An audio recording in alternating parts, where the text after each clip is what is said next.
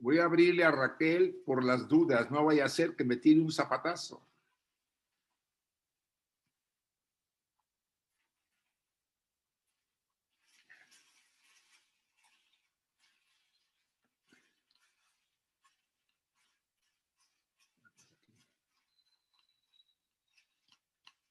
Ya te abrí, Raquel, a ver si puedes hacer el micrófono. Isaac, creo que te has equivocado de Raquel. Ah. No, ya se lo abrí. Puedes cerrarlo tú, por favor, si eres tan amable, Raquel Fernández Ruiz.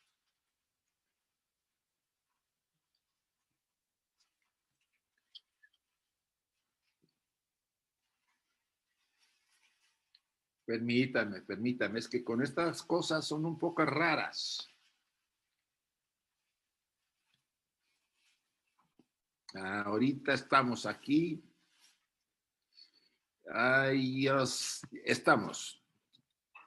Bueno, cuando quiera, Raquel, empezamos a grabar. O si ya empezaste. Ya, bien.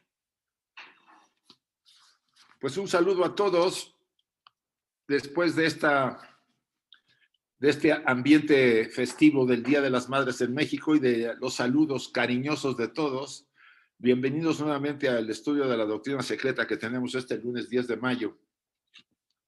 Aquí en México el 10 de mayo es casi la fecha de... Es sagrado, ¿verdad, Enrique? Sí, uy, aquí la gente burra, por el 10 de mayo hace lo que ustedes no se imaginan. Yo creo que está muy relacionado con el tema de la divinidad de esta Tonantzin, de la diosa de la naturaleza, y que después fue sustituida por la Guadalupe, que trajeron los paisanos que están viendo también este estudio. Pues vamos a tomar esta segunda sesión del mes de mayo. Yo sigo en la ciudad de Puebla, en México, y probablemente todavía la siguiente sesión todavía la tenemos acá, y después nos regresemos al País Vasco, a Vizcaya. Si ustedes notarán que el nuevo programa, más bien el programa azul que ustedes notan en el anuncio, hubo unos fallos en las claves y ahora está correcto. Sobre todo el que diga hasta arriba Rama Ceres de la Sociedad Teosófica, ese es el que es el correcto. Y que vamos a estar haciendo este estudio en las siguientes semanas y probablemente el resto del año, porque este famoso problema tiene lo suyo. Probablemente ya por los meses de septiembre, octubre estemos entrando a las primeras estancias del CIAN. Pero no quisiera yo descuidar las recomendaciones que hace Joe Mills y Barborca también. Me estoy apoyando mucho en la obra de Barborca que hermano de la Argentina nos facilitó. Se acuerda que ellos tienen editada la obra en la traducción, está editada en la traducción. El problema de comprar el plan divino para traerlo a España o a México es el correo, que sale muy caro. Pero yo me estoy basando en algunos materiales para poder, vamos a ir a apoyar más el trabajo de el proemio. Bien, vamos a iniciar con nuestra dedicación de este estudio. Les pido a todos que vamos a decir, concentración, atendamos las frases que indica esta dedicación, porque es la dedicación del trabajo de este momento sagrado, podemos llamarlo así, por el material que estamos tocando. Oh tu sol dorado de esplendor más excelente, ilumina nuestros corazones y llena nuestras mentes, así que nosotros, reconociendo nuestra unidad con la divinidad, que es el corazón del universo, podamos ver el camino a nuestros pies y llevar nuestros corazones y nuestras mentes a los distantes objetivos de perfección, estimulados por tu propia luz radiante.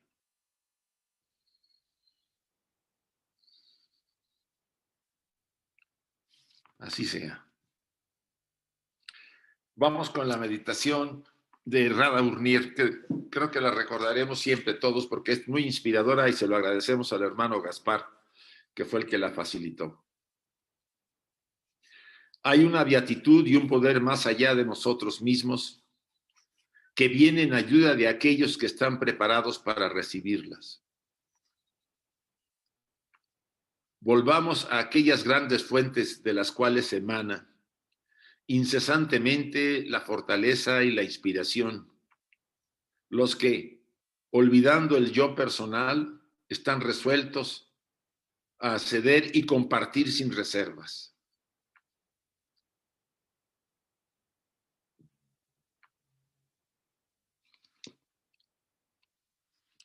Y esta también para cerrar la apertura de nuestros estudios. Oh Pushan, oh sustentador de todo, abre los labios de la verdad, ahora ocultos bajo áureo velo.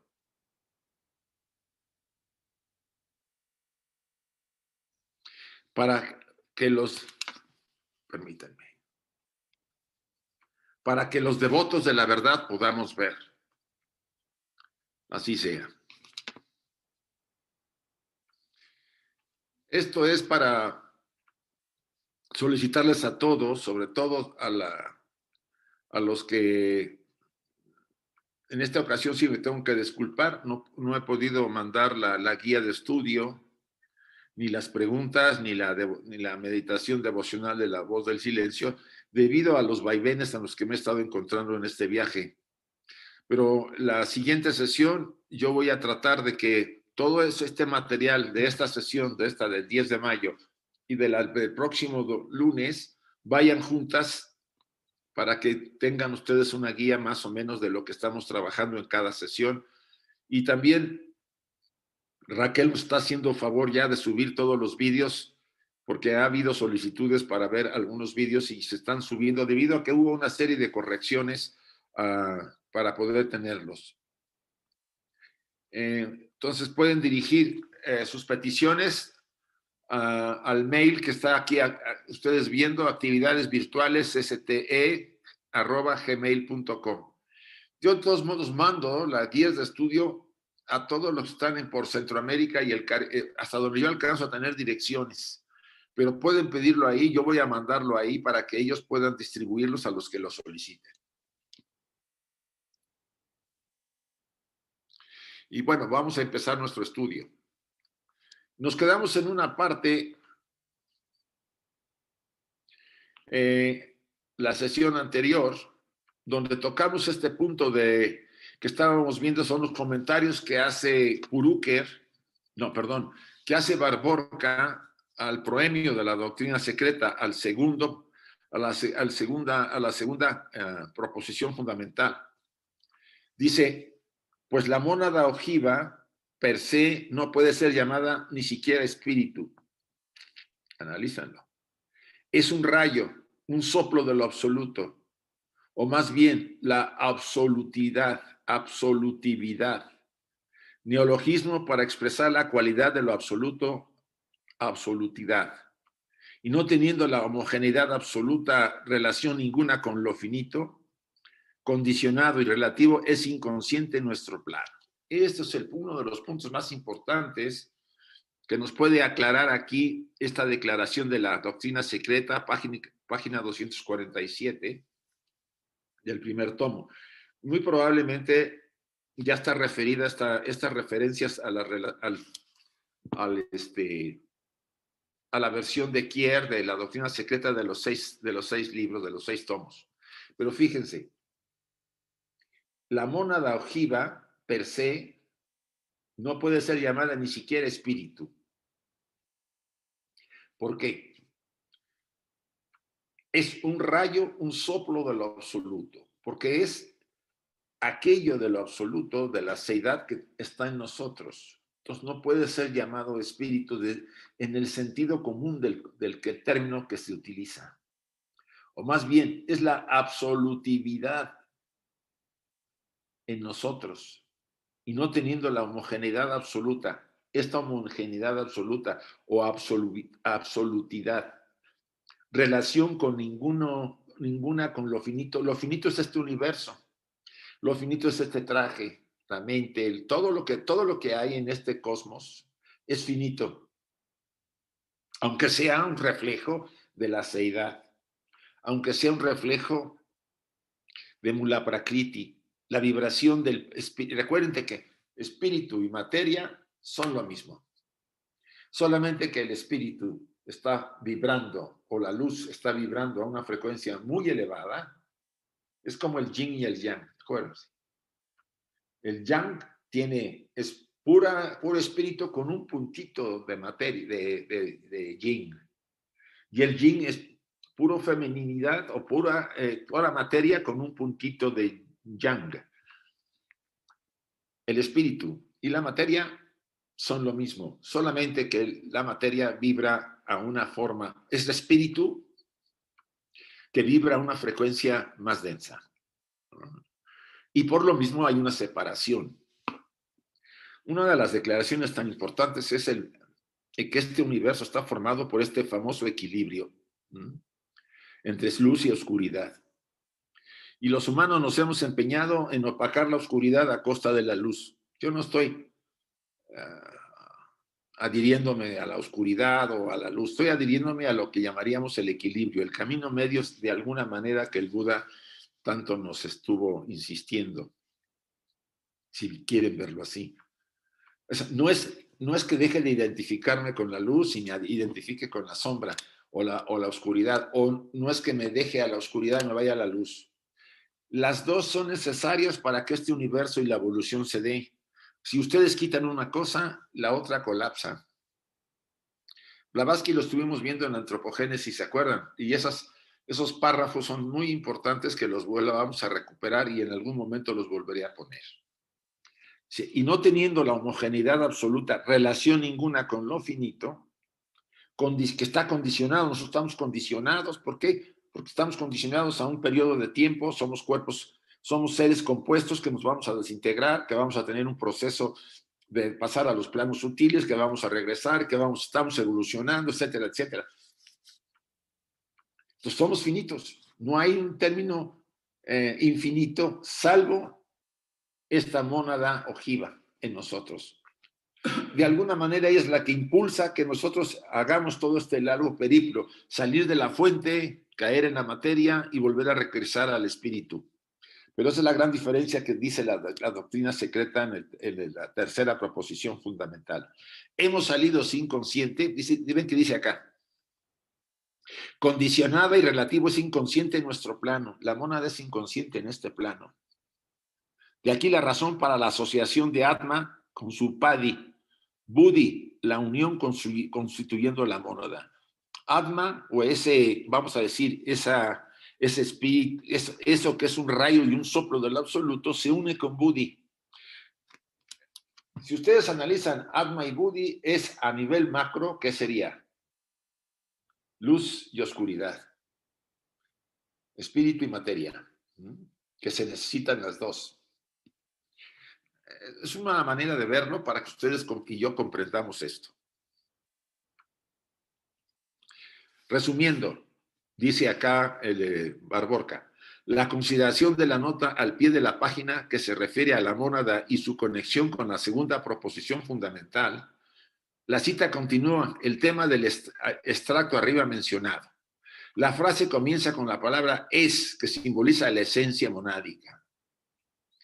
Yo siento que Blavatsky hizo un gran esfuerzo para ponerle algo que identificara a aquello, a la seidad, al es, un término para poder captar la mente. Nuestra mente solamente funciona por opuestos. Si ustedes analizan, no podemos ver las cosas si no hay contrastes, ¿no? O sea, hay oposiciones entre luz y oscuridad. En ese caleidoscopio gradual de luz y oscuridad, nosotros vemos el mundo y lo hemos construido en base a eso. Entonces, con una mente dual, ¿cómo podemos ver la esencia monádica que está emanando de la unidad? Es muy difícil. Con una mente como la nuestra. Por eso tenemos que trascender esta mente, y eso es lo que tanto se habla en el trabajo interior, en el proceso de evolución. en el sendero espiritual, etcétera, los místicos, etcétera, etcétera. Y dice acá, de alguna manera, es el único principio inmortal y eterno que existe en nosotros, la mónada, siendo una porción indivisible del todo integral, el espíritu universal. Recuerden, esto es muy, muy importante. Nosotros somos eso y jamás nos hemos desprendido de ese estado, solo que somos como una especie de reflejo de ese estado que permite que yo tenga algo de, entre comillas, individualidad. Hay muchas contradicciones en el estudio, pero a veces es mejor seguir una línea antes de crearle al estudiante con más confusiones. Y vean lo que sigue a continuación. El espíritu universal del cual emana y en el cual es absorbido al final del ciclo, porque nuestro universo tendrá un ciclo. Y un ciclo de desarrollo, de crecimiento, de mantenerse y de destrucción, como nos tiene nuestra propia vida. O sea, estamos reflejando como es arriba, es abajo. Cuando se dice que emana del Espíritu Uno, se emplea una expresión tosca e incorrecta por falta de palabras propias. Los vedantinos lo llaman sutratman o alma hilo. Recuerden que tenemos todos una especie de, le llaman el cordón de plata o el cordón de oro. Yo he visto versiones de diferente tipo, pero emana desde la mónada, ese cordón, o sea, ese hilo espíritu, ¿no? O sutratma, y va uniendo a todos los vehículos, ¿no? Como una línea que va, como un rayo que va uniendo, esto lo tienen los cabalistas, ¿no? Que el rayo que emana va bajando. Este es el sutratma que une todos los principios que estamos constituidos hasta llegar al ser humano. Una de las características de la muerte es que ese cordón de plata se corta o de oro, se rompe y entonces el cuerpo queda a la deriva y empieza a descomponerse. Después habrá otro corte en la segunda muerte, ya lo conocen, al menos la mayoría, para volver a recogerse su tratma en los principios superiores espirituales y esperar una nueva encarnación donde es lanzado nuevamente y nuevamente los vehículos inferiores se van estructurando. Ahorita abrimos para que si alguien quiere comentar algo de esto. El espíritu universal es equivalente a Paramatman, desde el que emana Atman. El significado literal de Paramatman es ser supremo. Es una palabra sánscrita compuesta Parama, primordial o supremo, y Atman, ser. También se traduce el espíritu supremo. Esto se representa la más elevada o suprema fuente de una jerarquía cósmica y es equivalente al término absoluto o absolutividad en la cita anterior. Respecto al término sutratman, se dará una explicación siguiendo la aclaración de la frase absorbida al final del ciclo. Entonces, aquí nos habla HPB y también Barborca de una elevada fuente, una jerarquía cósmica de donde emanan estas mónadas, ¿sí? O sea, en pocas palabras, este espíritu supremo es donde emanan nuestros, vamos a decir, particulares, ya es un anatema decirlo así, los reflejos de ese espíritu supremo en nosotros es lo que hemos llamado mónadas, Atma, contenido en Buddhi, por llamarlo así. Porque las ideas conectadas con el asunto de la absorción de la mónada al final del ciclo son de mucha importancia para obtener una mayor comprensión de la doctrina de la constante renovación. Es necesario detenerse en la aclaración de la segunda proposición fundamental para considerar una fase diferente de la doctrina, tratando con el tema de los ciclos. Voy a abrir ahorita aquí, Raquel,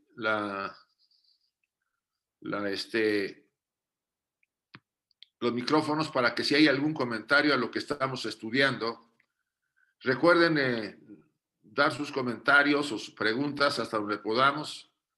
Y en caso de que yo no la supiera, pues le pediría a alguien, si está aquí presente, que nos eche la mano. Están abiertos los micrófonos, muchachos. A ver, está José Antonio de Esperia. Hola, Isaac. Quería Sí, preguntarte respecto a esto de la sombra, si un alto iniciado también la tiene, su sombra, porque parece que ha tenido que pasar por la experiencia del guardián del umbral cuando ha pasado a la iniciación y haber superado esa experiencia. ¿El guardián del umbral no sería la sombra? No confundas. Mira,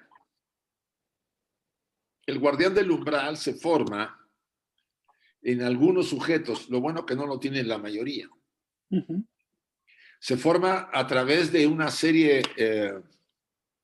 de vidas entregadas vamos a decirlo así, a ir degenerando vida tras vida, ir degenerando vida tras vida, hasta caer en lo que podemos llamar una vida en que pareciera que pudiera cortarse incluso ese cordón de plata, estando vivos nosotros por tanta bajeza en la que hemos caído. Cuando esta alma muere, pasa a los planos, al Kama Loka, y cuando viene la llamada segunda muerte, mucho de lo que ese sujeto pudo haber acumulado como parte oscura se potencia en el cuerpo cámico, y la poca bondad que pudo tener lo intenta absorber la parte superior en la segunda muerte. Recuerdan que hay una especie de confrontación en lo que podríamos llamar la sombra, sí, y la parte superior para quedarse con la mente de la personalidad. Pero debido a que ha estado entregado a la materialidad y a la parte inferior de la vida, hay muy pocos aspectos que puedan tener un devachán. Entonces, ¿qué ocurre?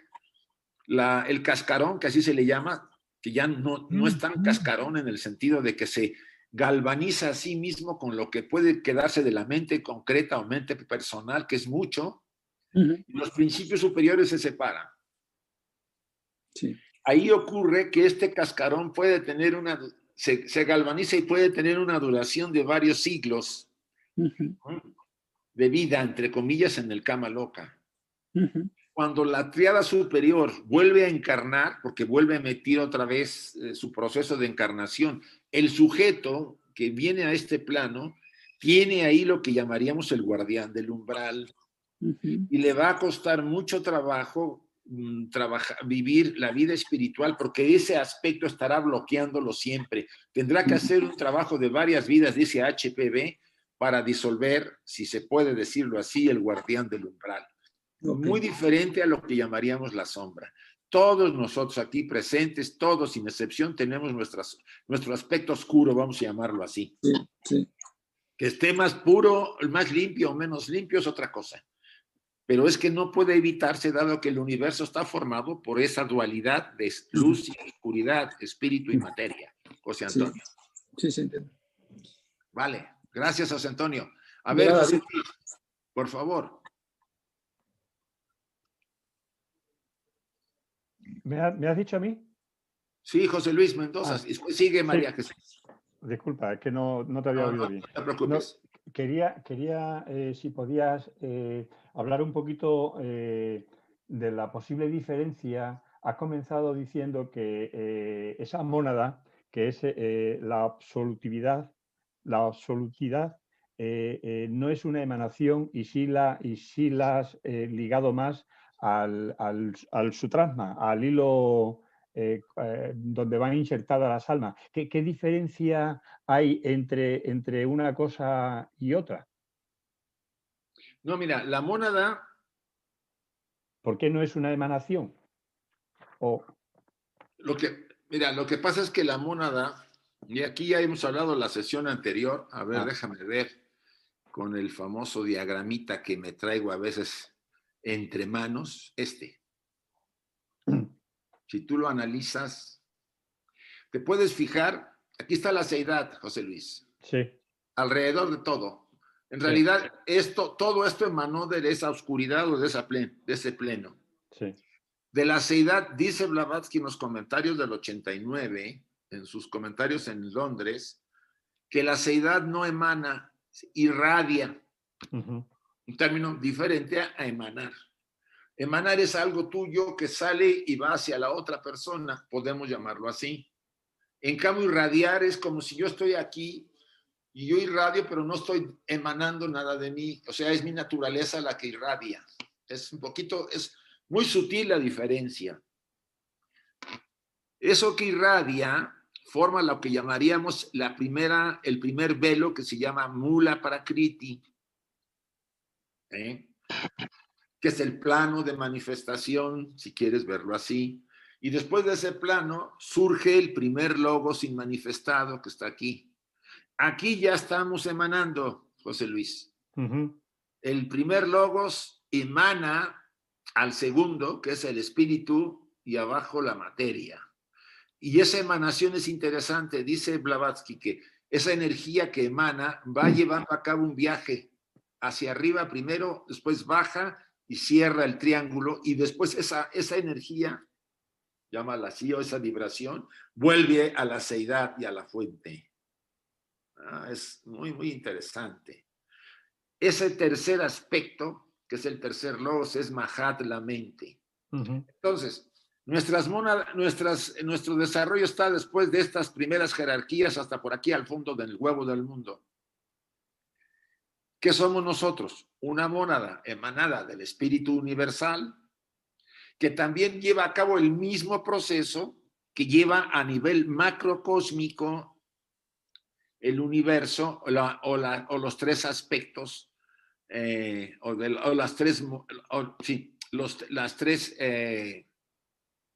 los tres logos, porque en nosotros están los tres logos también, y ellos emanan el mismo proceso que se lleva a cabo en macro, se va a llevar a cabo en nuestra pequeña universo personal micro, o la gota de la vida del mar universal.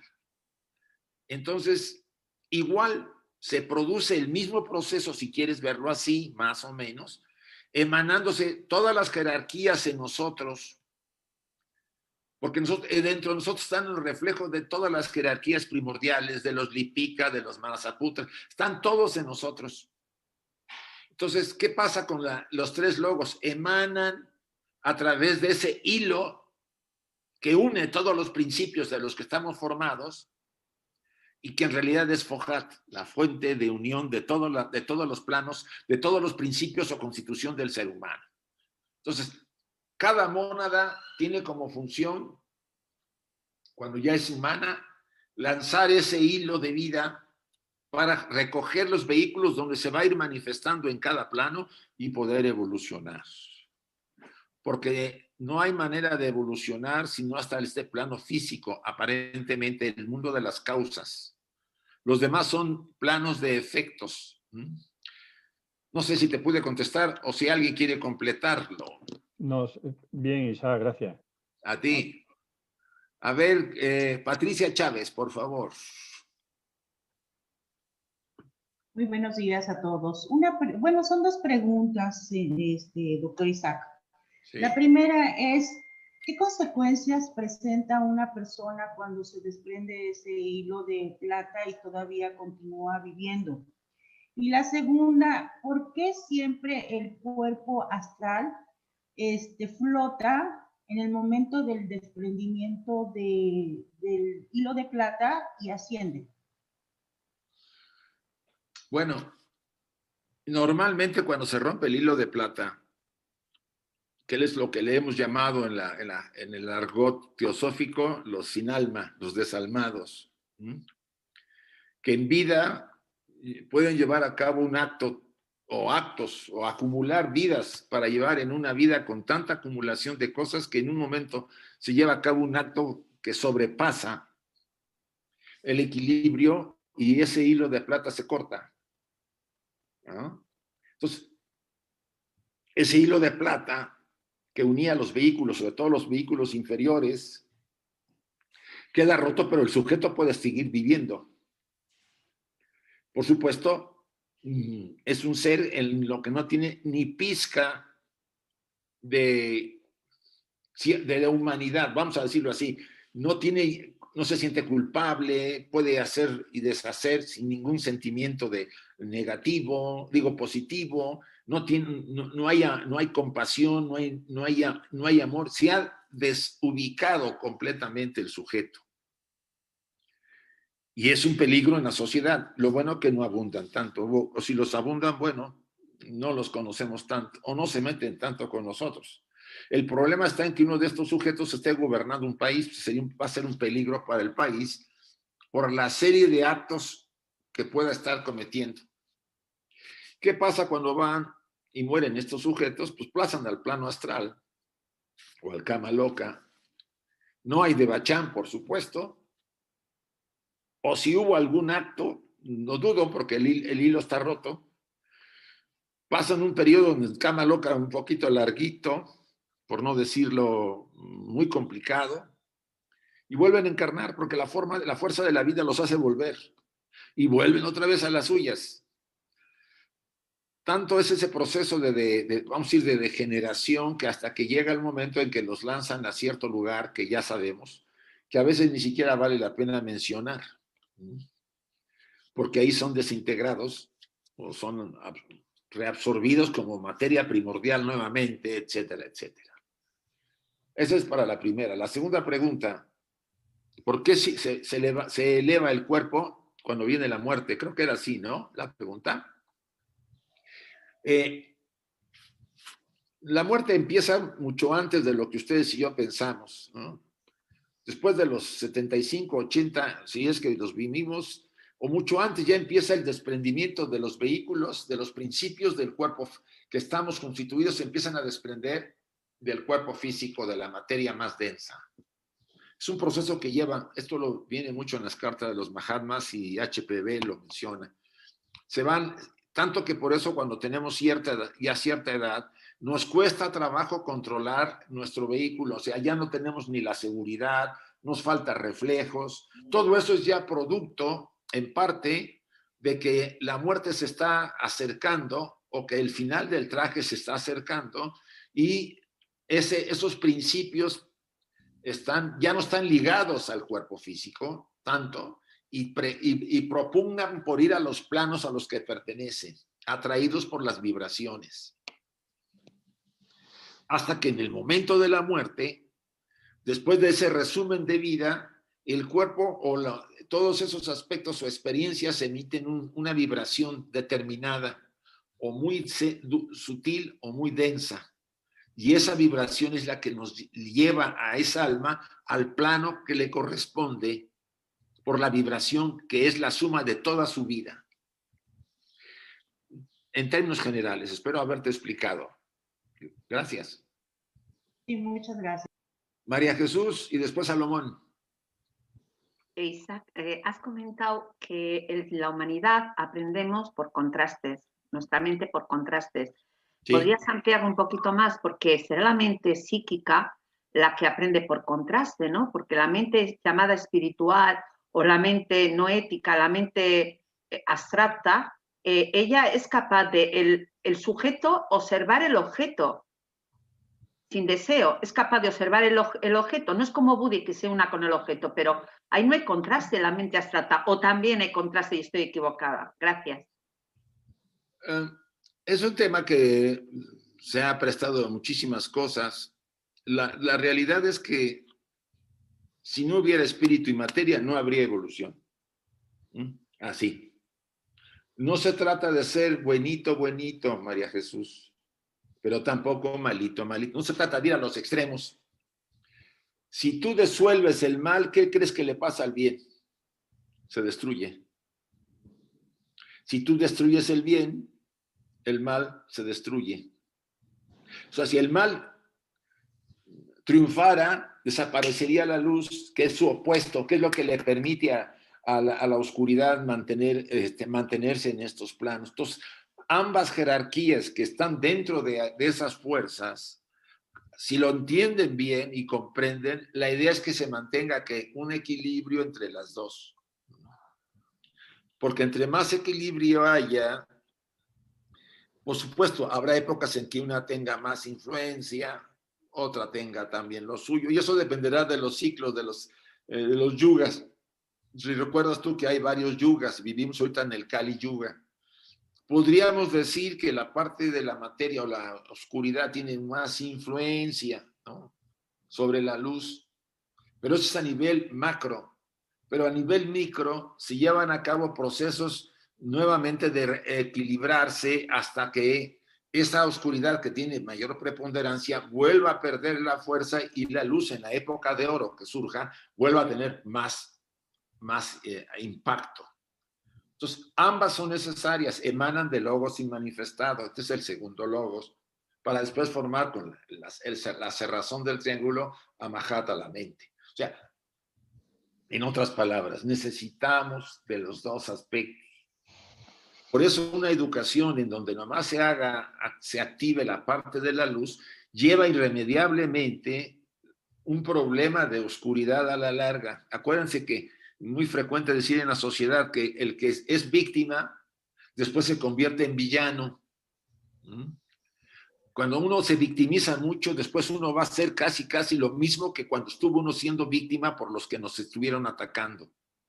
¿Cómo hacer para que esa fuerza que está de este lado, vamos a decir luz, y estamos adheridos a ella, no nos lleve el péndulo a la larga al lado oscuro, si insistimos mucho en la luz?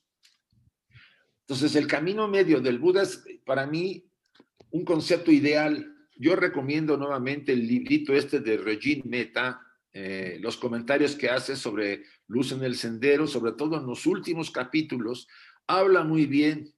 Vivir en el presente, si ustedes analizan el presente, no estamos ni en el pasado, que podría ser la oscuridad, ni en el futuro, que podría ser la luz. ¿Estamos en dónde? En medio. Ni luz ni oscuridad. Obvio, dentro del presente hay luz y oscuridad, nadie lo niega. Pero si el presente como tiempo psicológico lo mantenemos constantemente, no estamos adheridos ni a un futuro ni a un pasado, sino a un equilibrio. Y si estamos en el equilibrio, estamos en el camino medio. Es mi opinión. ¿Sí, María Jesús? Muchas gracias, Isaac. A ti, María Jesús. A ver, Salomón, ¿sigues tú? Sí, hola, Isaac. Aunque estemos en México, pues ya es buenas tardes. Sí. Oye, Isaac, tengo una duda. Es concerniente a, digamos, una persona que ha hecho mucho daño a otra persona. El karma que le espera al que hizo daño tiene que ver con lo que el que a quien recibió el daño le afectó, si le afectó mucho, si le afectó poco o no le afectó debido a que el que recibió el daño pues es una persona centrada y el daño no le afectó mucho, o al revés, puede ser que sea una persona pues con mucho desequilibrio emocional y le afectó mucho. Entonces, el karma que le espera al que afectó es de acuerdo a cómo le afectó al otro o no. Mira, el tema del karma, Salomón, es un rollo, pero un verdadero.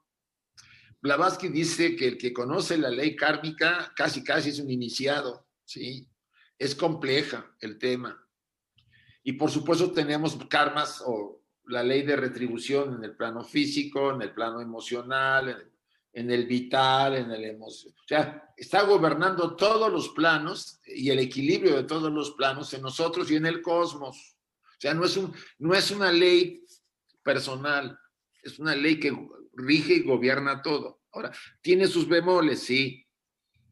En este retiro que yo tuve en Copán, adquirí alguna literatura bastante buena sobre el tema del karma. Ellos se han metido bastante.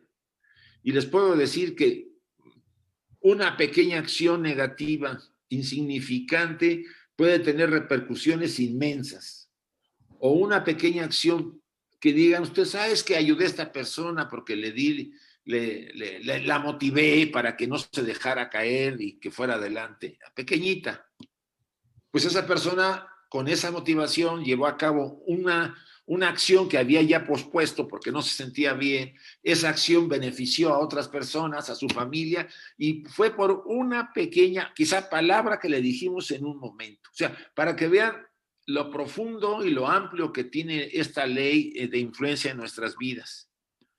Que si le toca a la persona lo mismo que si a mí me afectó igual o no. Depende también. Yo puedo querer ayudar a una persona, ¿no? Con dinero. Veo a la persona en la calle, saco dinero y le doy. Pero a lo mejor no lo sé hacer y la persona se ofende. Por alguna tontería. ¿Qué quiere decir? Que desde el punto de vista de mi intención es muy positiva la acción, pero desde el punto de vista de la forma en que lo hice, desde el punto de vista material, fue muy torpe porque no lo supe hacer, no se lo supe decir y a lo mejor lo tomó como algo que le hizo sentir menos. Entonces, ahí los efectos varían, pero al final se reequilibra todo. La intención vale más que lo demás, porque yo puedo tener una negativa intención y la cosa me salió bien, y eso frecuentemente ocurre. Tú al revés.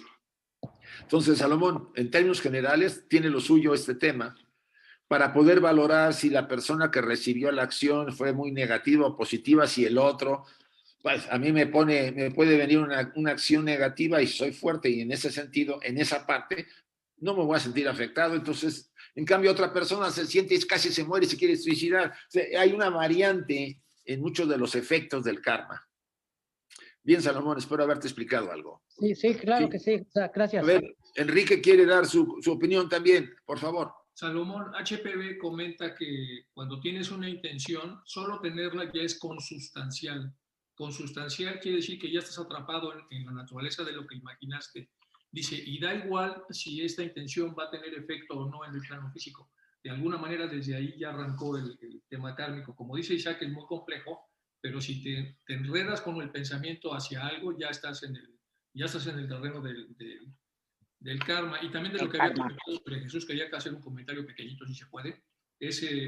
María Jesús, una vez que se divide la realidad en dos planos polares, por así decirlo, la realidad nuestra no es evitar el mal, sino trascenderlo, es decir, enfrentarlo, y una vez enfrentado, generar un mejor estándar hacia la luz, sin poder salir de ese camino medio. Eso más o menos, porque el camino medio, hay toda una obra muy compleja de lo que es el camino medio, que en realidad es bastante complicada, sí. Y más o menos como que el fondo va por ahí un poco, que el mal se enfrenta, no se anula o se evita o se olvida o se trata de destruir porque no se puede. Lo que hay que hacer es enfrentarlo, y de muchos enfrentamientos, de la cantidad de enfrentamientos que tenemos, aprendemos poco a poco a generar un estado medio superior al estado con el que llegamos encarnados.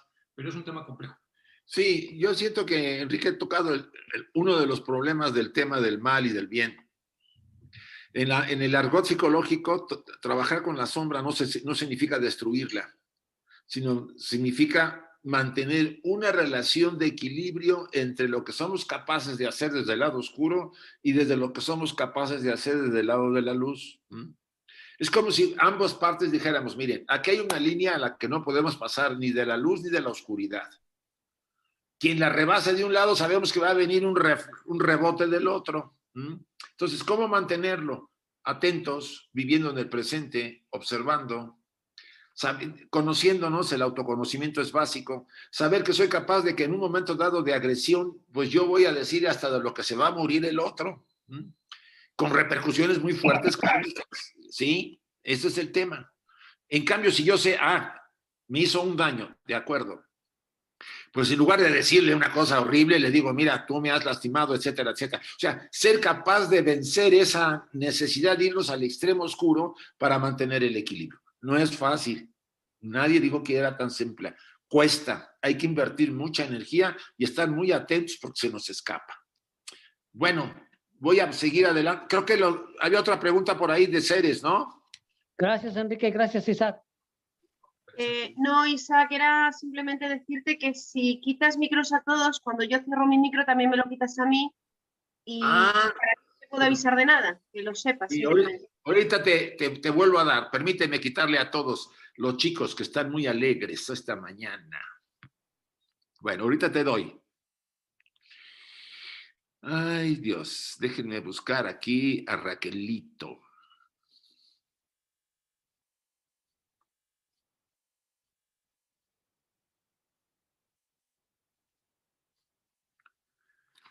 Raquel, ¿dónde estás, Raquel?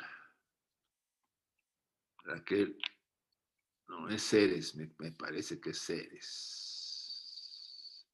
La famosa, si es que me equivoco y me voy con Raquel y es Ceres. Aquí es Domingo, ¿no? Ah, está Domingo. Carmina, Cecilia. ¿Dónde está Ceres?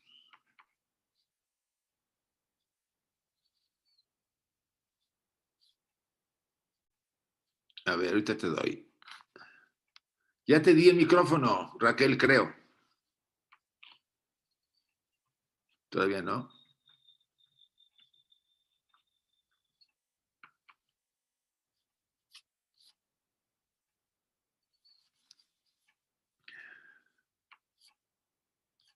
Ay, ay, ay, ay.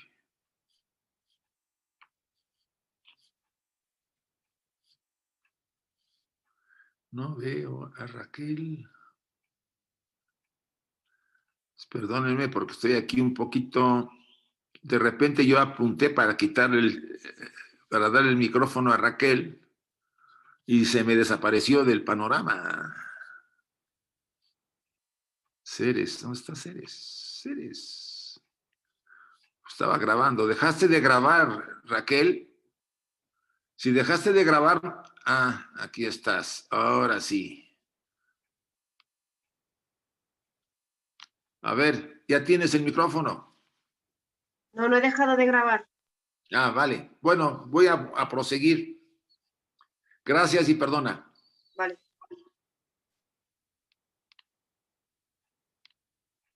Ay, Dios, permíteme. Cosas del destino que todavía no controlamos. Siento. Bien. Aquí tenemos la siguiente material. Porque ya que se hizo la declaración de que la esencia monádica es absorbida al final del ciclo, se vuelve necesario determinar a qué ciclo se refiere. Ante todo, puede mencionarse que la palabra ciclo deriva de la palabra griega kyklos, que significa un círculo. Como un círculo representa una vuelta, un descenso y un ascenso, un descenso para ascender. Acuérdense que descendemos, la mónada desciende de su mundo, de su estado de beatitud en la eternidad, en la seidad, en el alma universal, desciende simbólicamente, es reflejada en vehículos o upadis más inferiores materiales, ¿no? Minerales, plantas, animales, hasta llegar al ser humano. Como un círculo representa una vuelta, un ascenso y un descenso para ascender, la conclusión de una vuelta para que una nueva pueda comenzar, de aquí que una serie de ciclos representa una serie de renovaciones. Nuestra vida está llena de ciclos dentro de ciclos y ciclos. O sea, hay una serie de renovaciones constantes que se están dando en nosotros. Nuestra vida diaria, lo pueden ustedes observar, las edades que pasamos, son ciclos de diferentes características que van terminando y se van abriendo otros. Aparentemente todos esos ciclos están regulados por el 7, ¿no? Los séptuples, 7, 14, 21, 28, y así se va elevando. Pero así lo tenemos en las etapas del año, en los días de la semana, en la procesión de los equinoccios a nivel sistema solar, a nivel probablemente galáctico también exista lo mismo. Todo está de ciclos dentro de grandes ciclos y a su vez cada vez más pequeños. O sea, todo está determinado por esta fuente de ciclo. ¿Y qué es un ciclo? Una fuerza que lleva a cabo un proceso de descenso y después de ascenso. ¿Quién regula ese descenso y ascenso? La ley kármica. Los ciclos están movidos por esa ley. Equilibra el ciclo la ley kármica. Debería comprenderse claramente, sin embargo, que el final del ciclo no se refiere al final de la vida del hombre sobre la tierra, por supuesto. Cuando ustedes y yo vayamos a desencarnar, no es el final de la vida de nuestra familia. Cuando se acabe la familia, tampoco. Cuando supónganse que hubiera una catástrofe aquí en México o en España, no se va a acabar el mundo por eso, ¿no? Dice, porque se ha mostrado que la mónada no es absorbida después de la muerte, sino que perdura y proporciona el estímulo para traer a la existencia un nuevo vehículo. O sea, la muerte no es suficiente para que la mónada desaparezca. Aquí está uno de los grandes misterios. Si nuestro ciclo material tiene un principio y un fin, y lo que está en nosotros, el traje compuesto, pues también tiene un principio y un fin, y los fines va teniéndolos en diferentes planos según el principio, la constitución del hombre en que se encuentra, ¿no? En cambio, lo único que no termina y que no desaparece, ¿qué es? La mónada. ¿A qué nos lleva esta conclusión? Sino como es abajo, es arriba, o como es arriba, es abajo, quiere decir que si la muerte, simbólicamente la desaparición del vehículo, de los upadis que sostienen los principios en nosotros, son reabsorbidos nuevamente, la mónada no es afectada, salvo que toma la experiencia. ¿Qué creen que va a ocurrir cuando la mónada sea absorbida al final del Mahavamantara? ¿Desaparecerá?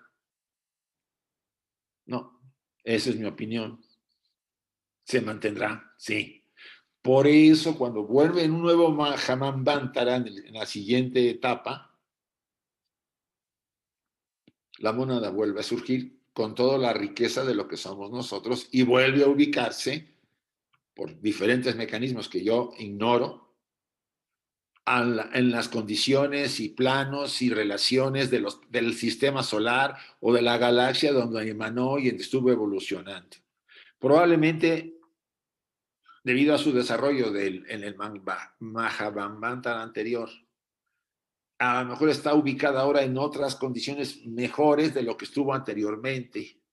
Pero lo que es interesante y que podamos comparar es que si la muerte no hace desaparecer la mónada, tampoco la hará desaparecer cuando el final de nuestro Mahavamantara o universo. Se van a conservar las mónadas con toda la información de las experiencias que hemos tenido en otros universos. Dice, ni al final del ciclo corresponde a la conclusión de un periodo planetario de la Tierra, por supuesto, y lo mismo le pasa al sistema solar. El sistema solar un día va a colapsar. El sistema solar tiene su mónada, vamos a decirlo así. Es como un ser, ¿no? Como dicen los cabalistas, ¿no? Todo el sistema solar está formado aparentemente por planetas que vemos y que no vemos porque son diferentes en diferentes dimensiones, etcétera, etcétera. Pero al final es que es un ser con sus principios. Cuando colapse, pues probablemente no va a haber nada durante un tiempo de... Si están otros sistemas solares cercanos que no colapsaron, verán ahí que quedó pues sobrantes de una materia cósmica mezclada con energía. Pero lo eterno ahí no desapareció, fue reabsorbido y esperará su momento para volver ¿qué? A surgir. Quizá no ese nivel de desarrollo, sino en uno superior, porque cada vez vamos ascendiendo de acuerdo a la ley de ciclos de descenso y ascenso. Creo que aquí han de haber comprendido mucho de lo que nosotros necesitamos entender. Como es a nivel individual, sucede a nivel sistema solar. Como es a nivel sistema solar, sucede a nivel galáctico. Nuestra galaxia pasará, y como es a nivel galáctico, pasará todo el universo. Sí, no sé si ustedes lo ubiquen así. Más bien se aplica al final del ciclo solar. Aquí ya estamos viendo esto. Referido técnicamente como el Manvantara Saurya, un periodo solar de actividad o el mismo gran día, también llamado la era de Brahma, equivalente al periodo de la vida de Brahma, consistente en 100 de sus años, ascendente a, pues ya saben cuántos, ¿no? Déjame ver, son 311 billones, o trillones, 40,000 billones de años, una cosa así. La real gran noche de Mahapralaya, que sigue al mismo gran día, es un periodo de igual longitud, también se conoce como por la frase mística. O sea, nuestro sistema solar tendrá un periodo tanto como duró cuando empieza el Mahapralaya, se empiece a colapsar, va a durar tanto como duró cuando estuvo el Mahamambantara el Manvantara del sistema solar. El ciclo se va a cerrar otra vez, ¿sí? Un ciclo de día, y después viene la destrucción para entrar otra vez a esa noche, pero como todo lo que está ahí es inmortal y viene de la seidad, como las mónadas humanas, volverá a surgir en otro sistema solar, en otro plano de desarrollo mucho mejor, asumimos. ¿Quién determina que mejore el sistema? Todas las vidas que estamos en él.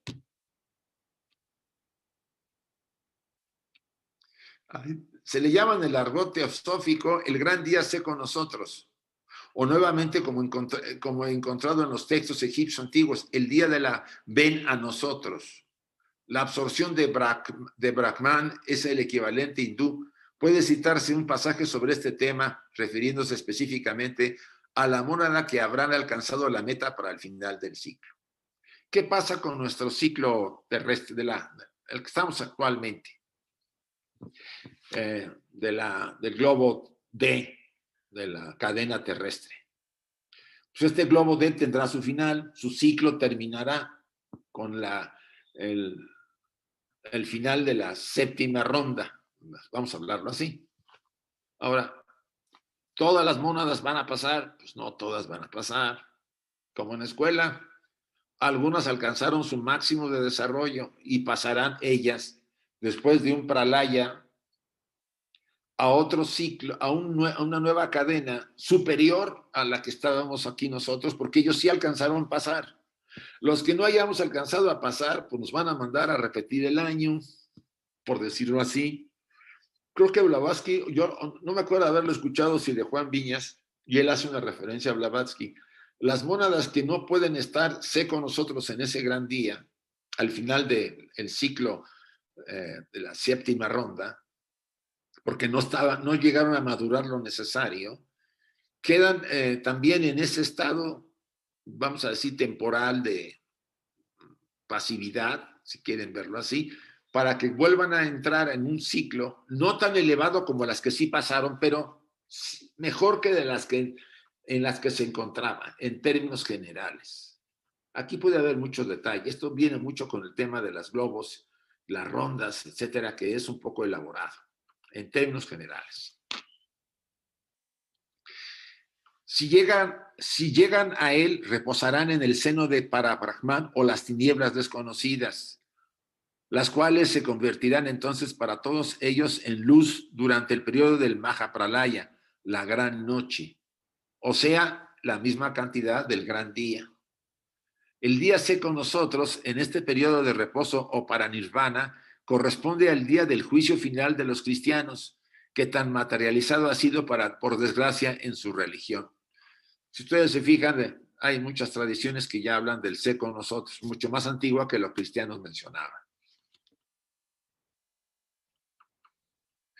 Y sí, quisiera llegar hasta acá, que es la tercera proposición, y estamos abandonando la segunda, y vamos a empezar la tercera proposición, aunque la dejemos todavía así en ascuas, ¿no? Veremos. ¿Qué dice la tercera proposición? La identidad fundamental de todas las almas con el alma suprema universal. O sea, todas nuestras almas están ligadas con el alma suprema universal, siendo esta última un aspecto de la raíz desconocida. ¿Cuál es la raíz desconocida? El logos inmanifestado, que a su vez es una radiación o una emanación de Mula Prakriti, que a su vez es una radiación de la seidad. Y dice a continuación, y la peregrinación obligatoria para todas las almas. Cuando ustedes y yo oímos almas, ¿qué estamos entendiendo? Alma es Atma Buddhi, recuérdenlo, ¿no? Para que más o menos nos ubiquemos. Y la peregrinación obligatoria para todas las almas, destellos suyos a través del ciclo de encarnación o de necesidad, conforme a la ley cíclica y kármica durante todo el término de aquel. O sea, durante todo el ciclo que dure nuestro Mahamantara o universo, esas mónadas que emanan de la fuente del alma universal van a ir encarnando, no nomás en el sistema terrestre, en el sistema solar. Hay miles de millones de estrellas como el sistema solar, más grandes, más pequeñas, y hay miles de millones de sistemas solares, si quieren verlo así, habitados por mónadas que están evolucionando como nosotros, a lo mejor en diferentes niveles, unas más avanzadas, otras menos avanzadas. El universo no nomás es para los egoístas humanos, está lleno de vida. Entonces, pero estamos obligados a seguir esta peregrinación. De lo que dice, obligatoria. No es que quiera o no quiera. Me obliga la ley a peregrinar, a descender a la materia profunda y después ir lentamente en varios ciclos a ascender y volver a la fuente. Aquí está un poco más largo, pero me gustaría con esta terminar. Dice, en otras palabras, ningún Buddhi puramente espiritual, y aquí viene la respuesta a un trabajo que se hizo sobre qué evoluciona, si evoluciona la mónada o no. Incluso aquí que está José Luis, estuvo metido en el tema sobre la mente, ¿sí? ¿Qué es lo que evoluciona? Dice, fíjense lo que dice la declaración. Dice, ningún Buddhi puramente espiritual o alma divina puede tener una existencia consciente e independiente antes de que la chispa que brotó de la esencia pura del sexto principio universal, o sea, el alma suprema, haya pasado por todas las formas elementales pertenecientes al mundo fenomenal de aquel Manvantara. En otras palabras, ¿qué es lo que evoluciona? ¿Atma? No, Atma es eterna. Buddhi, Buddhi sí, pero como Buddhi es el recipiente de Atma, ahí hay algo, un gran misterio para mí, de que de alguna manera esa relación que es espíritu y materia, porque Buddhi es más densa que la... o sea, Atma es vamos a llamar una irradiación de la alma universal, y Buddhi ya es algo más densificado que permite que eso se manifieste en los planos finitos. Entonces, evoluciona Buddhi. Bien, dice, y adquirida la individualidad, entonces, ¿es necesario ser individuales? Sí, no, para que no empecemos con la idea loca de que hay que destruir la individualidad. La necesitamos para evolucionar. Primeramente por impulso natural, por supuesto en las primeras razas donde no había mente. Y después por los esfuerzos propios conscientemente dirigidos. ¿Qué es lo que nos hace ser conscientemente dirigidos? Los esfuerzos. La mente. Entonces, hasta mediados de la tercera raza de Lemur no había mente y fue dada por los Anishvatas y los Manasaputas. A partir de ahí se inicia verdaderamente el proceso de evolución en nosotros. Antes fue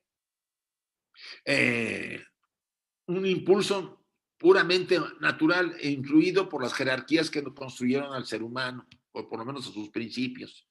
Y después por esfuerzos propios conscientemente dirigidos y regulados por la ley kármica. ¿Por qué Adán y Eva, después de comer la manzanita famosa, si antes no se veían desnudos, por qué después se vieron desnudos? Pregúntense, simbólicamente. ¿Por qué antes no tenían los conceptos de luz y oscuridad? Estaba fusión, no había una mente que permitiera entender y verse separados y ver la naturaleza y conocer el mal y conocer el bien. No la habían. Ese es el momento determinante de mediados de la tercera raza Lemur, cuando estas jerarquías nos dan la mente. Y a partir de ahí ya hay karma, si no, no puede haber karma. Si yo no puedo ver la luz y la oscuridad, ¿cómo voy a provocar un karma en mi vida? No estoy infringiendo ninguna ley porque no tengo ni idea de que hay ley. Soy inconsciente a la ley. En cambio, cuando ya viene la mente, ya veo, las cosas están, mi individualidad se forma y me veo separado, cosa que es necesario para la evolución. Ascendiendo así por todos los grados de inteligencia, desde el manas inferior hasta el superior, desde el mineral y la planta hasta el arcángel más sano, un Dhyani Buda. Esta declaración para mí es determinante, basada en la primera y segunda proposición, pero esto es lo que hace que todo lo que es la doctrina oculta tenga un sentido y sea clarificante. Lo que hace Blavatsky después es explicar los detalles de las tres proposiciones fundamentales. Y eso nos hace y nos inspira, porque el camino que seguimos está determinado por nosotros, somos dueños de nuestro proceso. Aunque a veces algunos se empeñen en controlar y dirigir las vidas de algunos, no debemos permitirlo. La libertad de nuestra mónada, que es un respeto sumamente sagrado, debemos preservarla hasta donde podamos. Determinante de nuestro proceso verdadero. No niego que haya influencias en nuestro momento, en ciertas etapas en donde, como el niño necesitaba que su padre le diera ciertas indicaciones a su madre, pero después llega la independencia y tenemos que caminar por nuestros propios pies, en nuestro propio camino, que nos vamos a equivocar, pero la ley kármica va a estar regulando todo el proceso y vamos a crecer y a ser mejores en base a eso. Bien, chicos, quisiera llegar hasta acá porque abrirlo un poco para preguntas y respuestas. Les voy a recomendar de todos modos que a partir de la siguiente sesión vamos a penetrar más en la tercera proposición. Me voy a meter otra vez con Barborca hasta donde pueda.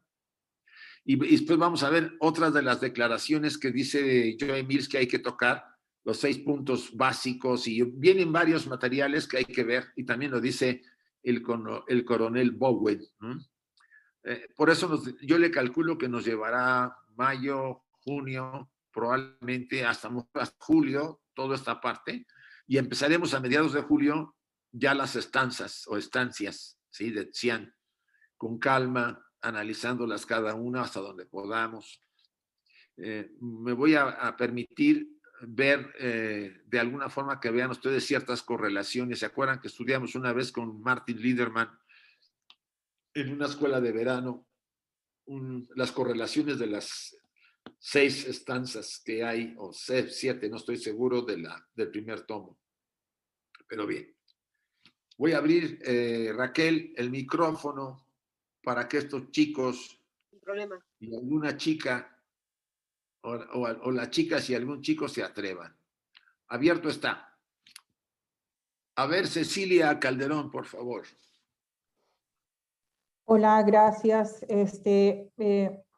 Quería hacer un comentario que realmente reúne todas estas ideas. Es que no es posible en la teosofía. Bueno, claro, tenemos que separar para aprender, para reflexionar. Pero todo esto que has estado hablando está muy íntimamente relacionado, y quiero hacer en ese sentido el comentario sobre la idea del bien y el mal, ¿verdad? Sí. No significa que para ese equilibrio, o que nosotros a ese camino medio, pues tengamos que hacer el mal para equilibrar. Más bien, nosotros deberíamos concebir la idea de lo positivo y negativo, que son los pilares fundamentales en los que se fundamenta el universo, y sin el cual, como lo has dicho muy bien, no puede darse el universo. La fuerza negativa, vamos a llamarla así, le voy a quitar la concepción de mal. La fuerza negativa es aquella absolutamente necesaria para la materialización, para la evolución de la materia, que automáticamente involuciona el espíritu. Y obviamente, pues eso se tiene que hacer en etapas progresivas, en ciclos. Por eso es que Shiva es necesario, para dar un paso hacia la involución, destruir y con ese material nuevamente involucionar. ¿Pero para qué? Para posteriormente poder espiritualizar esa materia. No hay nada de bien ni de mal ahí, es que la destrucción es necesaria. Lo que pasa es que en el ser humano nosotros destruimos por egoísmo. Destruimos separándonos de las leyes del universo, ¿verdad? ¿Y qué es lo que tiene que hacer el ser humano? Pues destruir esos aspectos inferiores, los aspectos de la personalidad. Por eso Blavatsky nos dice en La Voz del Silencio, mata la mente, ¿verdad? Porque es justamente la que nos está haciendo realizar ese proceso de destrucción, pero de manera egoísta. Y por eso es que sufrimos, ¿verdad? Porque la ley del karma, esa ley universal de equilibrio amoroso, que no lo hace por dañar, equilibrio amoroso, pues nos lleva al sufrimiento. Pero yo creo que el mal lo tenemos que ver más bien, cambiémoslo, podríamos cambiarle como esas fuerzas positivas de involución y evolución. Son necesarios los 3 aspectos, ¿verdad? de construcción, de destrucción y de regeneración, ¿verdad? Las tres deidades hindúes. Entonces, si vemos esos conceptos en función de eso, positivo, negativo, involución, evolución, construcción, entonces quizá lo vemos de una manera más pura, no desde la concepción humana, ¿verdad? Y dirigir todos nuestros esfuerzos, sí, a destruir, pero con amor y sin esfuerzo, de una manera equilibrada, esos aspectos que nos impide precisamente ese proceso de crecimiento y de evolución. Eso es lo que quería decir. Muy bien, Cecilia. A ver, ahora está la manita de Alicia. Hola, buenas tardes. Sí, Alicia. Hola, yo solo quiero comentar que a mí me está llamando mucho la atención cuando se comenta, como dicen, no hay luz sin oscuridad, no hay oscuridad si no hay luz. Y a mí me llamó también esto la atención en el sentido de que yo estuve en una escuela de Cábala en donde decían, que de hecho me salí porque no me gustaron más cosas, pero comentaban que lo primero que te decían es todo es él. Y yo cuando mencioné el karma me dijeron, aquí no existe el karma porque como todo es él, y ahorita estoy, bueno, aquí escuchando, ¿no? Que no hay oscuridad si no hay luz, no hay mal si no hay bien. Entonces ellos se enfocan como que todo es él y no hay karma, no manejan la palabra karma, o sea que si te toca algo bueno o malo, supuestamente todo es él. Eso es nada más lo que quería yo comentar y que aquí no ven el karma como nosotros lo vemos, sino que lo ven como que todo es él. Y entonces yo me quedo pensando, cuando te dicen todo es para bien, aunque lo malo que te pase aparentemente sea malo para ti, pero que todo es para bien. Y si todo es para bien, pues de alguna forma cuadra lo que allá dicen de que todo es él. Entonces, pues es curioso, o sea, toda esta forma de manejar estos conceptos y de enfocarlos, porque hacia el final vamos a decir que todo es para bien y que todo lo que te pase aparentemente malo lo tienes que ver del lado positivo o por algo te está pasando, o sea, de alguna forma hay una enseñanza y te dicen todo es él y también tienes que decirte que todo es para bien, pues ahí entra que sea bueno o malo, todo es él. Ahí lo dejo nada más como mi deducción de todo esto, pero pues ya depende de cada quien cómo enfocamos esto. Gracias. Sí, gracias, Alicia. No, cada escuela tiene su manera de ver las cosas y hay que respetarlo. Sí. Yo siempre he dicho, bueno, yo no lo digo, lo dijo ahí un instructor. Cuando yo estoy en una escuela X y esa escuela, y durante los estudios y la vida que yo llevo y lo que me está enseñando me hace ser mejor ser humano, pues no está mal esa escuela, aunque tenga cositas raras en el sentido de sus declaraciones. Por otro lado, pues hay muchas versiones del estudio de la tradición oculta y cada escuela puede poner sus nombres. Digo, si dicen todo es él, pues nosotros decimos todo es la unidad de vida y si a la unidad de vida le pones él, pues entendería entonces a lo que se refiere. No hay contradicción. Gracias, Alicia. Bueno, chicos. Gracias. No hay más preguntas, vamos a terminar nuestra sesión. Raquel, voy a dejar de compartir.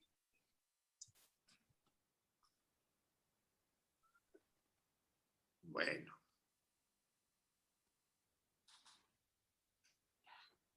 Bueno, sí voy a compartir todavía. Porque quiero que... Isaac. Sí, José. No sé cómo pedir la palabra porque no me sale a mí esa opción. ¿No te sale la opción? No sé. ¿En reacciones? ¿En reacciones? ¿Abajo? ¿En reacciones? ¿Sí? Sí, en reacciones está. ¿Pero qué sale esto? ¿En reacciones? No. No, abajo de todo. No me si sale. A ella no le sale porque tiene otra actualización. Le sale, ya lo hemos hablado muchas veces, y no, en su Zoom no sale la Claro.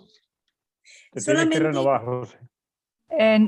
Tenés que cliquear en participantes y abajo vas a No, encontrar levantar Blanca, la mano. no me sale, lo he visto.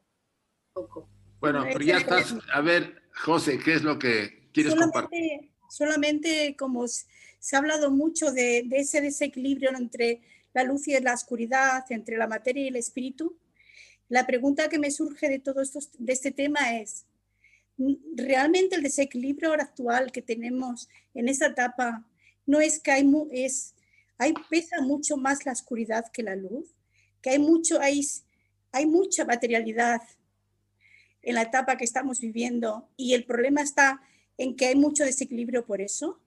Es decir, que realmente ahora mismo estamos envueltos en mucha oscuridad, envuelto en una densa materialidad que nos impide buscar un equilibrio entre la luz y la oscuridad.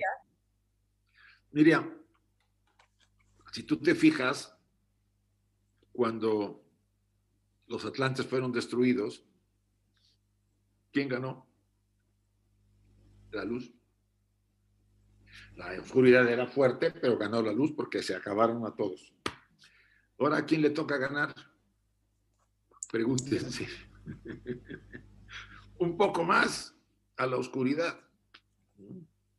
No es que gane, es que el equilibrio se está moviendo. Si antes la luz logró evitar un colapso y acabar con todos esos magos negros, todo lo que hubo ahí, vino la nueva raza, entonces el péndulo se movió hacia la nueva raza y ahora la nueva raza es la que tiene que pagar caro, de alguna forma, en este Kali Yuga, pues el reequilibrarse nuevamente este universo. Y no hablo solamente de nuestro plano físico humano, sino de las jerarquías que están alrededor de todo este universo llenándolo, particularmente las jerarquías del sistema solar y de la galaxia.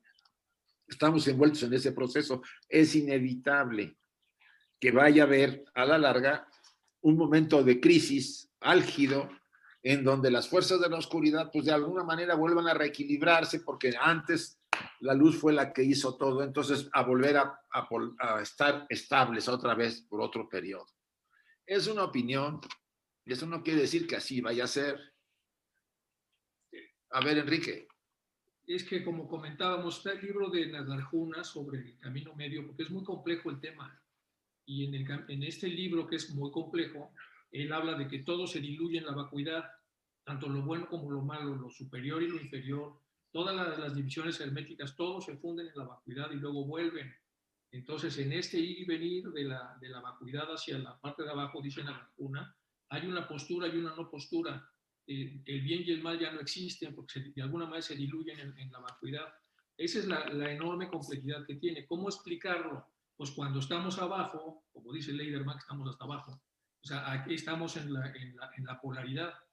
Cuando logramos trascenderla, nos elevamos a la vacuidad.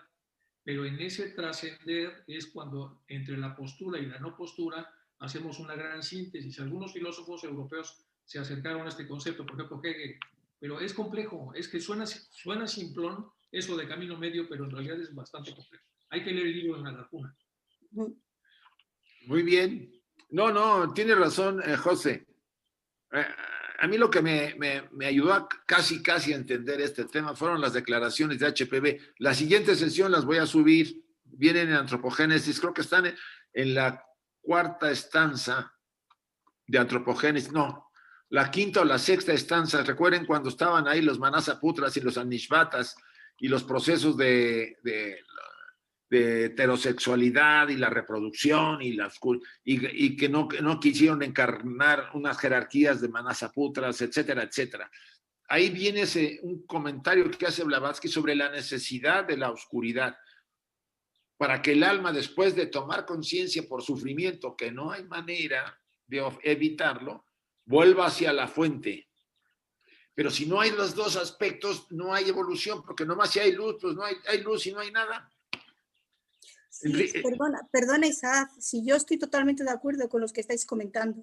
La cuestión es que si tenemos que buscar un equilibrio, ese camino del medio que estaba hablando Enrique, de lo que se trata de que actualmente como almas, ¿qué herramientas podemos tener para este periodo en el que estamos viviendo? Porque sí recuerdo que no sé si era Son Capa o Atisa, el que hablaba de que en este periodo, en este momento que tenemos que vivir, nos da unas herramientas para poder equilibrar, que no es negar la oscuridad, sino equilibrar este periodo en que puede más la densidad, la materia, puede más la oscuridad que la luz o el espíritu.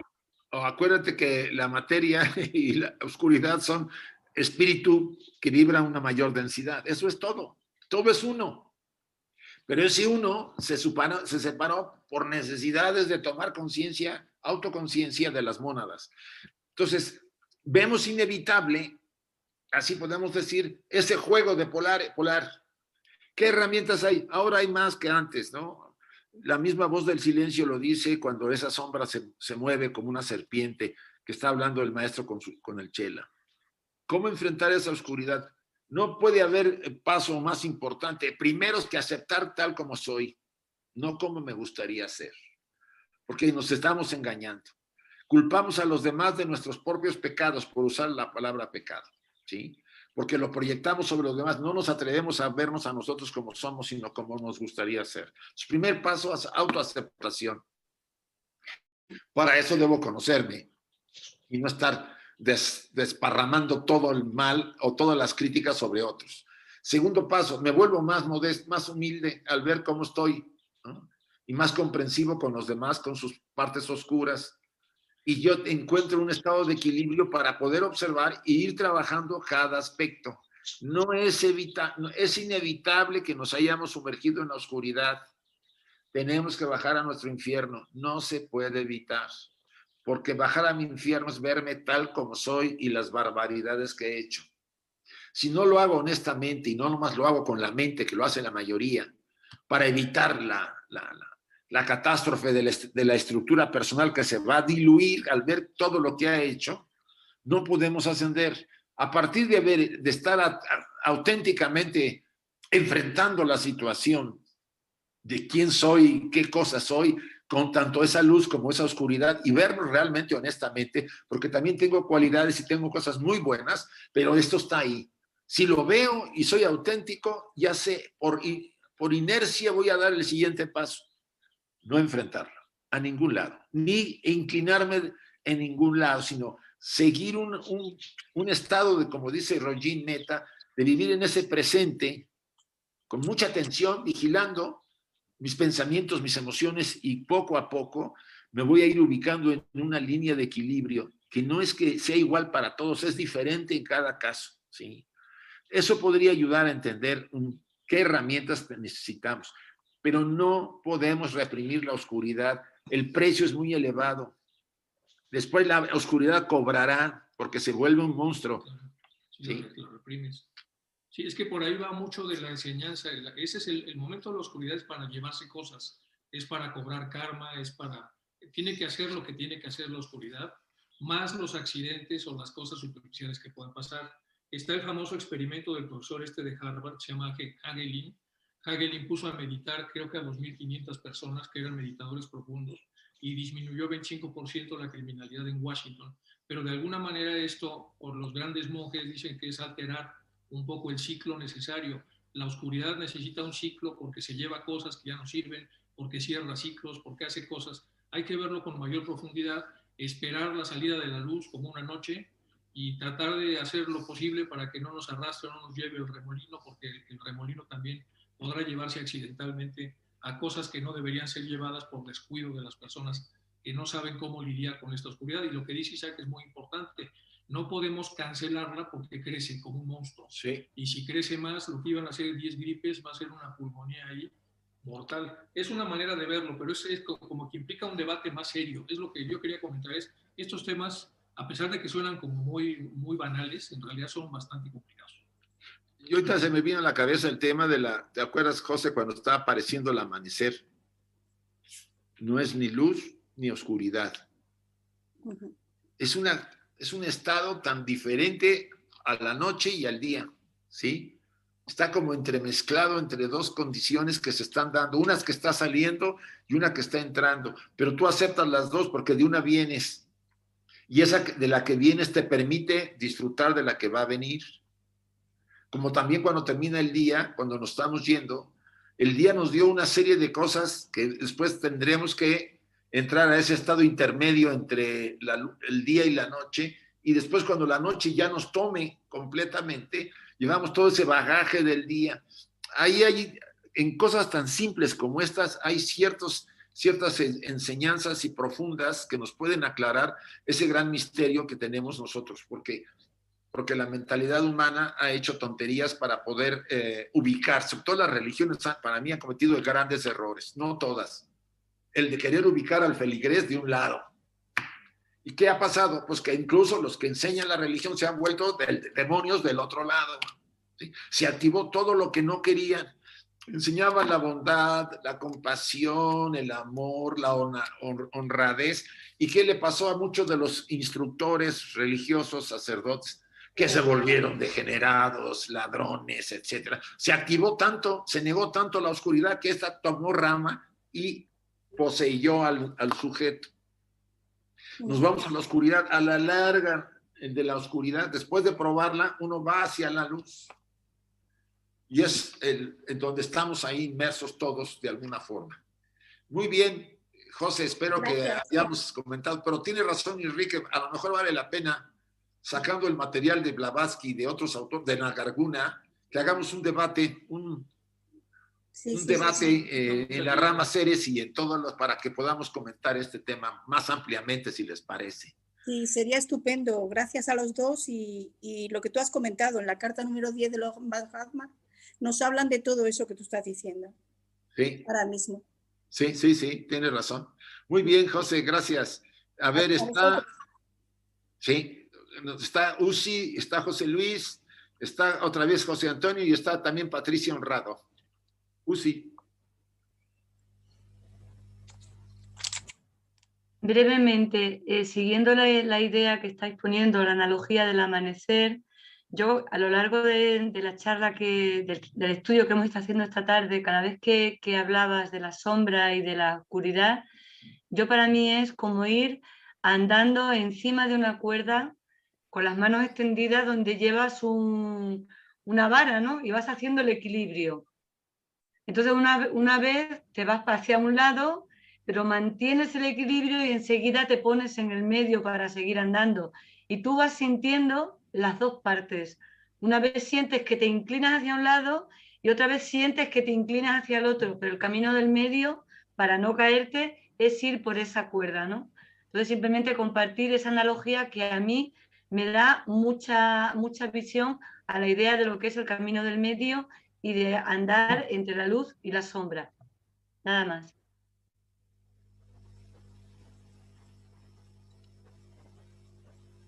Muy bien, Uzi. Ahora viene José Luis, después Patricia y después José Antonio. No, primero José Antonio y después Patricia. Sí, yo simplemente quiero hacer un breve comentario también referente referente a lo que se estaba comentando en tu trabajo, cuando se habla de los ciclos. Un aspecto que me parece que es tremendamente importante en todo esto es que no se nos puede olvidar que en el ciclo en el que está inmerso la humanidad actual, es decir, el Kali Yuga del que se habla, ¿no? Entonces, la definición de lo que es el Kali Yuga de la Edad de Hierro habla mucho del tipo, vamos a decir, de almas en las que estamos ahora inmersos en este ciclo evolutivo, y evidentemente todas esas cosas, vamos a decir, todas esas oscuridades, pues lo que estabais comentando, son necesarias verlas, enfrentarlas y bueno, hacer todo el trabajo que haya que hacerse, pero evidentemente en el ciclo en el que nos encontramos yo creo que habla mucho de todas estas cosas que se pueden estar dando, ¿verdad? Simplemente era eso. Gracias, José Luis. A ver, José Antonio, y después esta chica Patricia. Yo de esto de la oscuridad y la luz lo entiendo bien a nivel individual, de que tenemos que mantener el equilibrio, pero yo es que veo que el mundo está ahora ¿cómo diría? En una crisis enorme. Con la Agenda 2030, que no sé si habéis oído hablar, hay un plan por parte de las élites que no cuenta con los demás para decirnos hacia dónde nos quieren llevar, que es terriblemente destructivo para la humanidad, porque quieren controlar a la población como en China, a un nivel de control que vamos a ser prácticamente esclavos. Entonces yo no sé si en esta guerra van a ganar los oscuros, lo tenemos fatal. Y a mí me asusta. Sí, yo diría, yo en este caso recomiendo a todos, entendemos cómo está moviéndose el mundo, hasta donde podamos. Entendemos que hay fuerzas que tratan de controlar y fuerzas que quieren que se preserve la libertad de los individuos. Nosotros estamos adheridos como miembros de la Sociedad Teosófica a esa búsqueda de un equilibrio de las dos fuerzas y de animar a nuestros hermanos, sean simpatizantes o no, sean miembros, a todos a que sigan adelante, se conozcan y guarden un equilibrio interior, una armonía. Creo que eso es importante en lugar de, y eso yo vuelvo a recomendar, en lugar de esparcir mi frustración y mis miedos, que eso es lo que genera más miedos en otras personas. Por eso los invito a todos, y no te niego lo que estás diciendo, José Antonio. Yo he estado en China, cuando visitamos 2 veces ya el Tíbet, y el control que se ejerce facial para controlar a la gente es excesivo. Claro. Pero si mantenemos este talante de buscar ser mejores seres humanos, más nobles, y ayudar a otros a que lo sean, esas dos fuerzas se equilibrarán y evitarán que se colapse hacia un lado cuando la gente por miedo quiera ser controlada. El problema es el miedo. Si tú tienes miedo, aceptas el control. Si no tienes miedo y principios de libertad son importantes, tú vas a mantenerte hasta donde puedas en equilibrio y armonía. Gracias, José Antonio. Patricia. Hola, Isaac. ¿Cómo estás? Hace unos años hicimos con un grupo de estudio un trabajo que ahora que tú estás diciendo todo esto, comprendo que de esto trataba, y la ciencia nos acompaña con esto, porque en ese trabajo yo no soy científica, pero hablaba de que para la termodinámica, para que un sistema no se entropice, no se desordene, no se destruya, era necesaria la misma proporción de estabilidad y desestabilidad. Y esto se veía desde lo científico, y es esto que estamos viendo en este momento, la necesidad de esta proporción cíclica, sostiene la termodinámica, por supuesto con unas palabras más complejas, pero bueno, esto que nos inquieta tanto, ¿no? Que para nosotros la desestabilidad es el mal y la estabilidad es el bien, la ciencia lo está sosteniendo para como condición necesaria para que haya vida, esta misma proporción. Nada, quería aportar esto que desde la ciencia nos está diciendo lo mismo que tú estás diciendo. Muchas gracias, sí, así es, te lo agradezco, y por supuesto vamos a tratar de que todos como estudiantes reflexionar, pero sí, a ver si hacemos un monográfico sobre lo que propone José, de alguna manera tratar el tema del bien y del mal desde un enfoque que pudiera enriquecernos a todos, más que hurgar en la teoría, en las cosas así complejas, sino que sean conceptos en que puedan entender nuestras mentes, las personas de la calle, que los dos aspectos son muy necesarios, ¿sí? Ay, Emilce, por favor. Sí, quería agregar un comentario, que es que los maestros dicen que aún ellos aprovechan las situaciones no sé si decir de oscuridad, yo no recuerdo bien el párrafo, lo que ellos aprovechan todo para usarlo para la evolución, es decir, para usarlo en pro de la luz.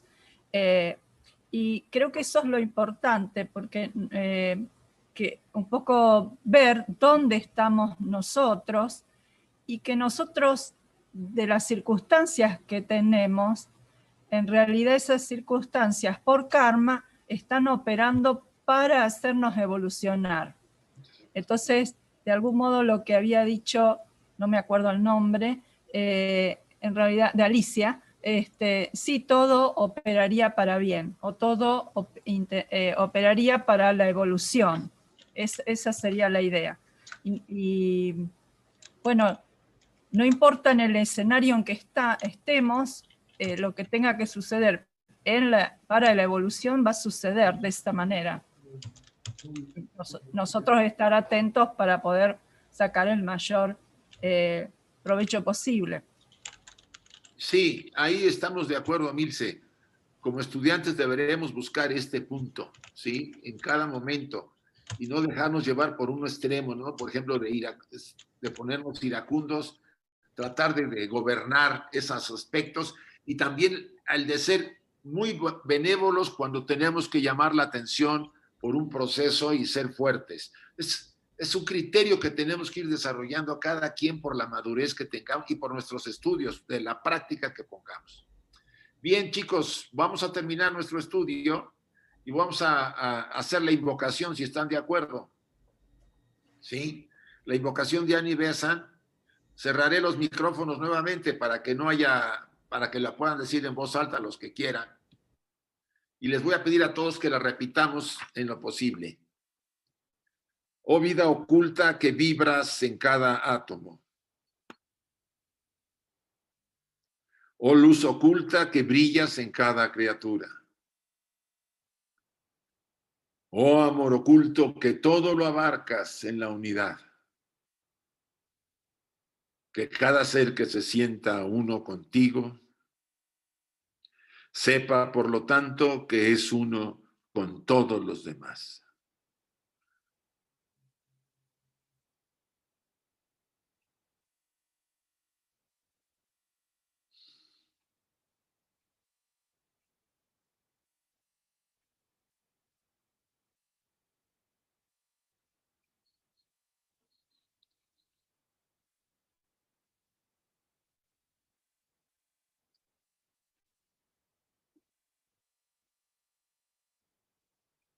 Así sea, y gracias a todos, chicos. Déjenme abrirles sus micrófonos para las despedidas.